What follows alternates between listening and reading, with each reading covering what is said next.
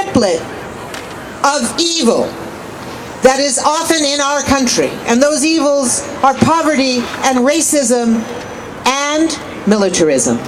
And when we look at the U.S. military aid for Israel, as we've been hearing today, $30 billion over 10 years, $30 billion, that's not chump change. Imagine what that could be used for, to find jobs, for healthcare, for education, here and around the world, instead of going to the IDF, the Israel military. When we look at the question of racism, and we see the apartheid structures that Israel imposes, where people who are Jews are privileged and people who are not Jewish are discriminated against legally. That's the legal definition of apartheid. When a legal system privileges one group over another, that is apartheid. So when we talk about the International Covenant for the Suppression of the Crime of Apartheid, we're not saying that Israeli apartheid looks just like South African apartheid. It's very different. But they are both violations of international law. That's what's crucial. That's what's crucial for us. And that's why the lesson of Dr. King would be appalled, would be shocked, would be chagrined at what our government is doing in our name with our tax dollars.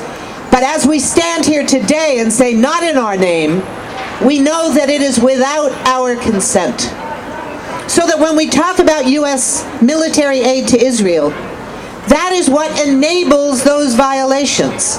We know that the United States stands to support Israeli violations and protects Israel at the United Nations so that Israeli violators are never held accountable.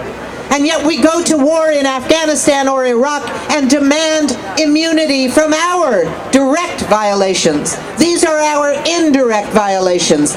Because when Israel assaults Gaza, as it did just 6 weeks ago, again, during those brief moments when someone in Gaza can look out her window and see what's happening, if there's not a bomb dropping at that moment, what does she see? She sees an American-made, American-paid-for F-16 fighter bomber, or an American-made, American-paid-for Apache helicopter, dropping American-made bombs, paid for with our tax money.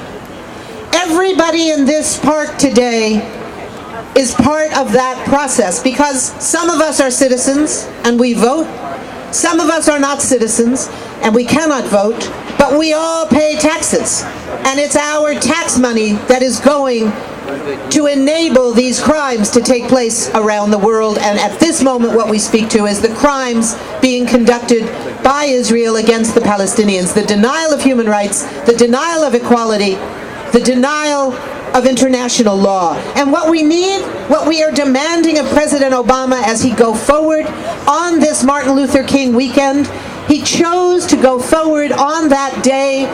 His official inauguration will be tomorrow, not on Monday, because that's what the Constitution requires. But he wanted it to be celebrated on Monday in the name of Dr. King.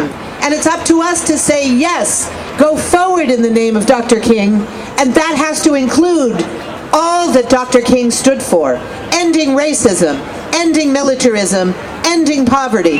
Here and around the world, we need an entirely new foreign policy that's not based on supporting occupation and imposing wars, but is based on human rights, international law, and equality for all. That's our job. It's not going to come from the White House. We have to be the ones to take it to the White House. That's what social movements do. Social movements make history. People make history. In small groups, in huge mobilizations, history is made by those who show up. We are the ones who show up. We will be the ones who carry forward the demand that Dr. King's legacy become a reality. Thank you. Thank you so much, Phyllis.